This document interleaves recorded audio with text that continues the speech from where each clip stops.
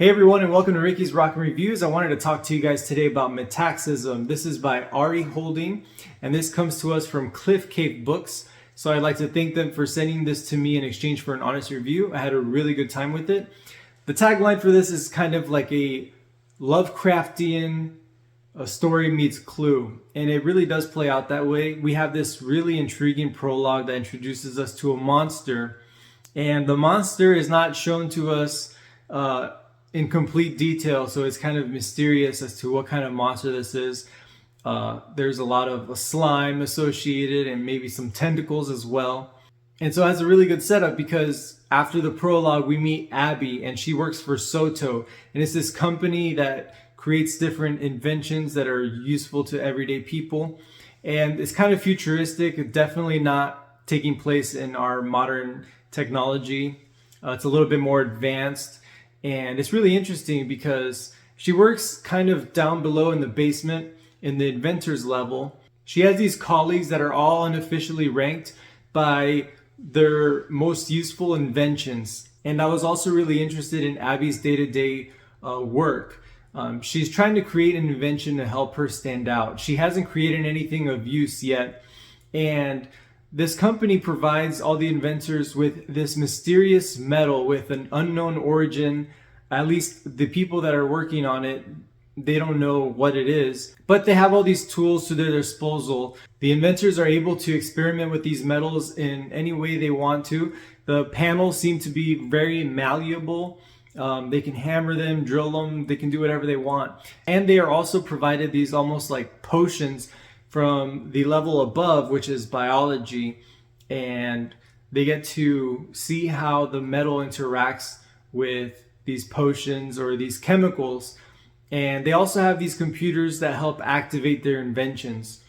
We have inventions like this tool that helps people lift several tons just by themselves, and then one invention in particular helps heal wounds. So Abby is hard at work at creating something, and she has this blue panel that she's able to hammer down into this kind of cube-like thing with several layers. It kind of reminds me of baklava and how it's kind of layered. And she decides to experiment with some of the chemicals that she has, some that she hasn't seen before that's kind of just arrived at her lab. And she creates this thing called Metaxysm. And she's trying to figure out what it really does, because these computers actually tell the inventors how these inventions can be useful. It's funny, she has a computer called Frankie, short for Frankenstein, because it's kind of, you know, like cobbled together. She's only barely ranking with the inventors. You know, she's new, and so she has this like faulty computer. It's kind of funny.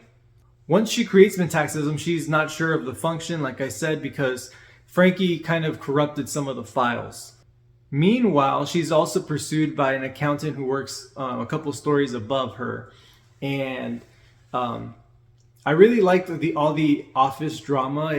Ari Holding was impressively able to introduce us to all these characters and make us care about them and all their, in-office dynamics, who liked who, how they navigated rumors, how they kept secrets from each other, because it's very competitive amongst these inventors. And it was, really imperative for them to maintain all of their secrets and not show their inventions to each other. Things start to go wrong as Ben and Abby are starting to confide in each other. There's some series of broken rules and maybe some accidents, and a monster is formed, and that's when all the fun starts to happen. But like I said, what I really appreciated was by the time the monster comes about, we care for so many of these characters. And Ari Holding does a really good job at creating some mystery. I think that one of the things the book did very well was presenting a lot of questions as far as what Soto Labs really is, where they're getting their metal from, does that matter? What is the overall goal of the monster?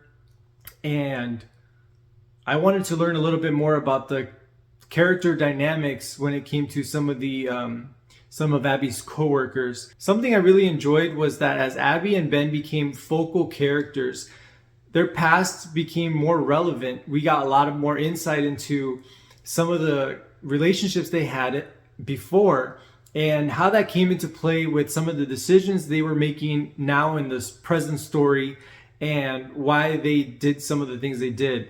How their actions had a lot to do with emotions that they were dealing with for a long time. So one of the highlights for me was watching this office drama with a sci-fi bend morph into a monster novel. I was surprised by the level of graphic scenes in here, and that's a good thing.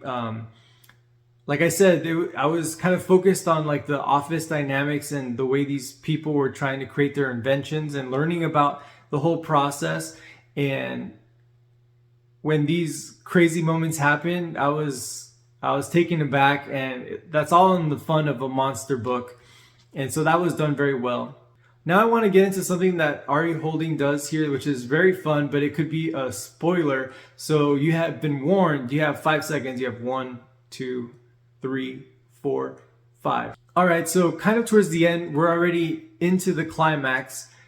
One of the chapters ends with choose your own story kind of deal. We have 3 different actions that a character can take, and that creates 3 different scenarios as how the book can end. And I thought that was really cool. I was not expecting that at all. Nothing before in the book even hinted to that happening or that becoming a possibility. I didn't skim the chapters or anything. So that was a nice surprise. And I liked the initial path that I took, and I was really satisfied with that ending. And then there's also a bonus short story right at the very end. All right, guys, so if you like science experiments gone wrong, if you like monster stories, if you like a little bit of office romance, and a little bit of mystery to what you're reading, I suggest this book. This is Metaxysm by Ari Holding, and it looks really cool on the shelf. This is a really beautiful book. It has a really nice build to it. The cover art is by Paul Adam, and there's some pretty artwork to be had inside as well. And this book does something that I always like, which is like having chapter titles. I always have fun with that. Anyways, I would appreciate a like and a subscription if you like what you've seen here. And also comment down below, what is your favorite monster book? What is your favorite sci-fi novel? And I'll catch you guys on the next one. Thank you.